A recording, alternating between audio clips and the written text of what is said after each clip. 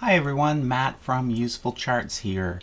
Today I want to answer a question that has come up several times in the comments on my channel, and that is Queen Elizabeth a descendant of the Prophet Muhammad? The reason this has come up is because a couple years ago a particular theory was making the rounds and was reported in several media sources.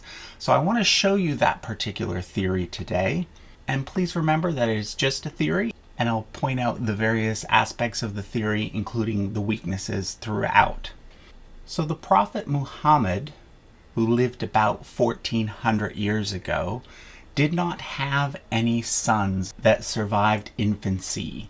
However, he had several daughters, the most well-known being Fatima. And anyone who claims to be a descendant of the Prophet Muhammad today makes that claim through his daughter Fatima. Fatima married Ali.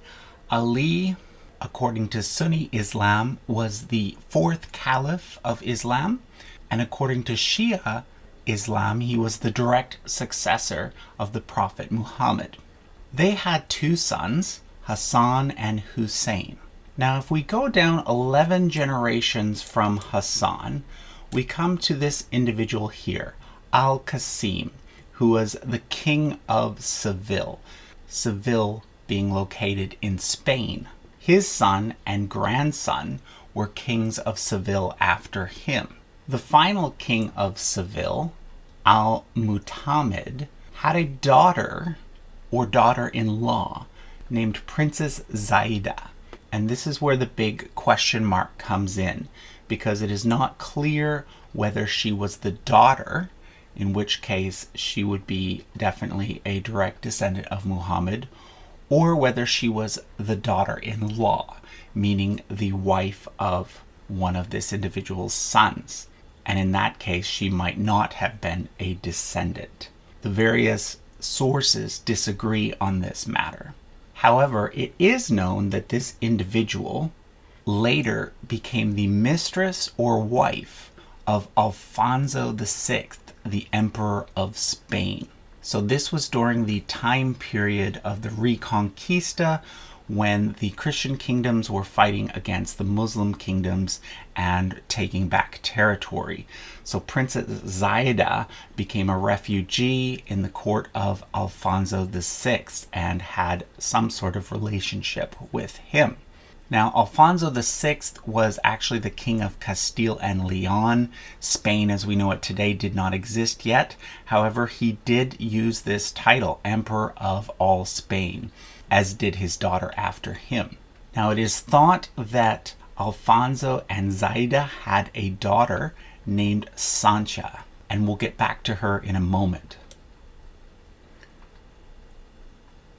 Alfonso VI was followed by his daughter Urraca, who had a different mother, and it is through her that the future kings and queens of Spain descend. If we go down 8 generations, we get King Alfonso XI of Castile, and he had 2 sons who were half-brothers. King Peter was king first. He was the legitimate son, but his half-brother, who was illegitimate, being the son of the king and a mistress, launched a war against his half-brother, a war that he ended up winning. And so therefore a new house was formed, the House of Trastamara, and the line of future kings and queens of Spain descend from him. However, King Peter had a mistress, and she happened to be a descendant of this individual named Sancha, who we mentioned earlier, who was possibly a descendant of the Prophet Muhammad.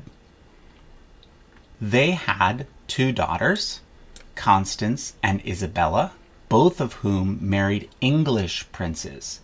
Constance married John of Gaunt, Duke of Lancaster, and Isabella married Edmund of Langley, Duke of York.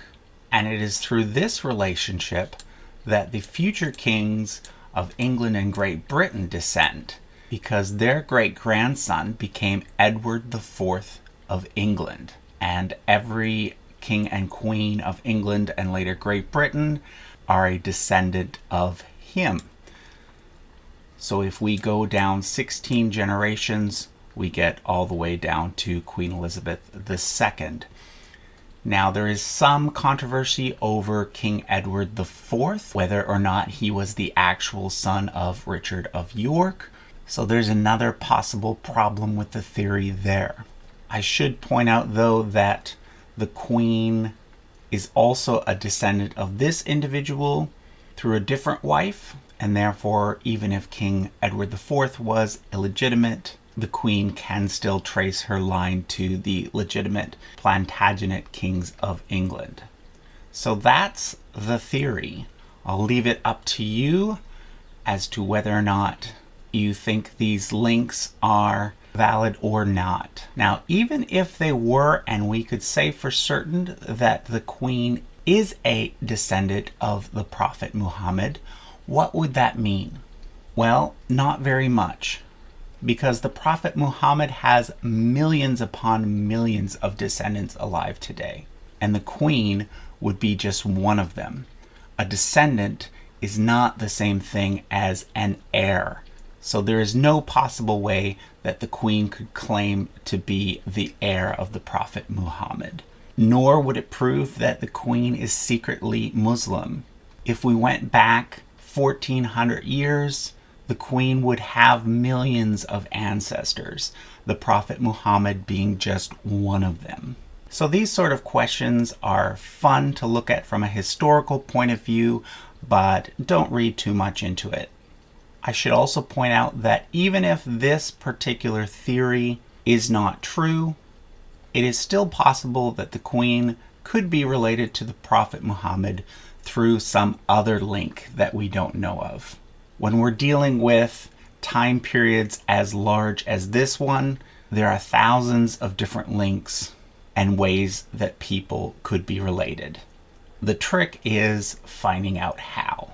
If you find historical family tree charts interesting, do subscribe to the channel. I've got lots of videos covering Europe, the Middle East, Asia, and Africa.